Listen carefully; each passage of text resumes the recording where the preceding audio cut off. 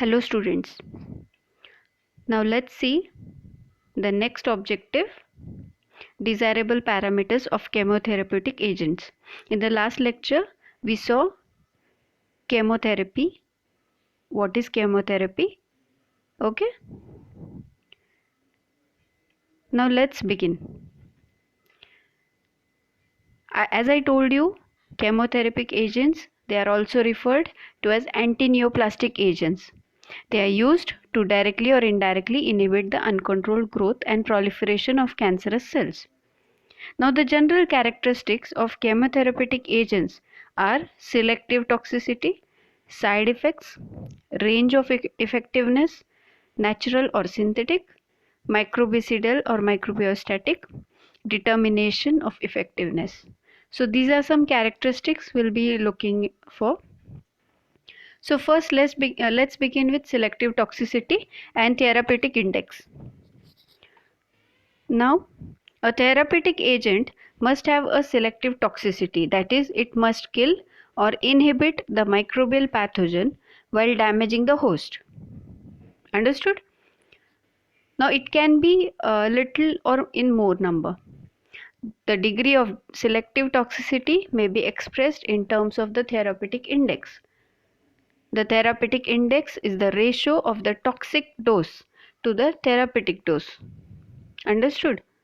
The toxic dose, it refers to the drug level at which the agent becomes too toxic for the host, while the therapeutic dose, it represents the drug level required for clinical treatment for a particular infection. Fine. However, the larger the therapeutic index, the better the chemotherapeutic agent. All other things being equal. Fine.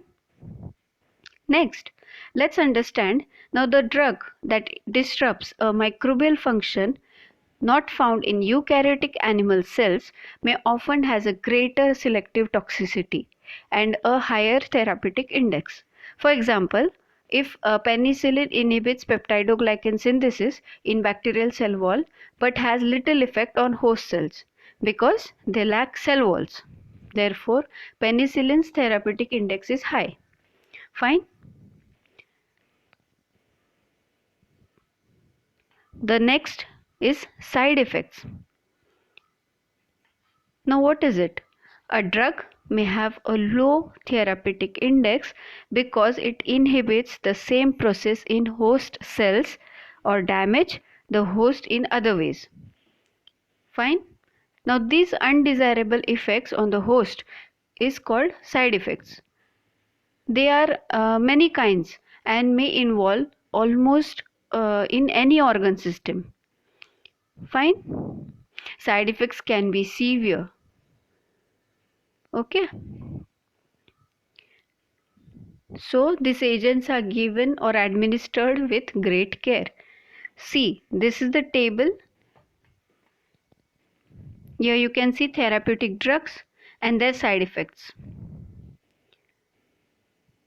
Now side effects, they can occur occasionally also. Fine. So let's see one by one. Ampicillin, allergic responses which can cause diarrhea or anemia. Bacitracin, kidney injury if injected. Carbanicillin, allergic responses which can cause nausea and anemia.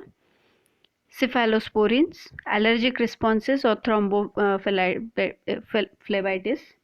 I'm so sorry. It can be in kidney injury also. Then chloramphenicol, depressed bone marrow function, allergic reaction. Fine. Ciprofloxacin, it can cause gastrointestinal upset or allergic responses. Next is clindamycin, it can cause diarrhea. Erythromycin, it can cause gastrointestinal upset or hepatic injury. Gentamicin, allergic responses, nausea, loss of hearing, kidney damage. Methicillin, allergic responses, kidney toxicity, anemia. Penicillin, allergic responses like nausea, anemia. Polymyxin B, it can cause kidney damage or neurotoxin reactions. Rifamine, it can cause hepatic injury, nausea or allergic responses. Streptomycin, it can cause allergic responses, nausea, loss of hearing, kidney damage. Sulfonamides, it can cause allergic responses, kidney and hepatic injury or anemia. Tetracyclines, gastrointestinal upset, teeth discoloration, kidney and hepatic injury. Trimethoprim, it can cause allergic responses, rash, nausea, leukopenia.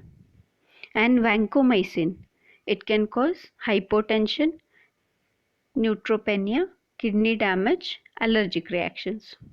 Fine, so the side effects are very severe. Understood?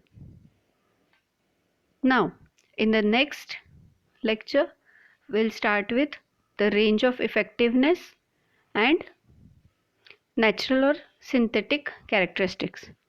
Fine? Thank you.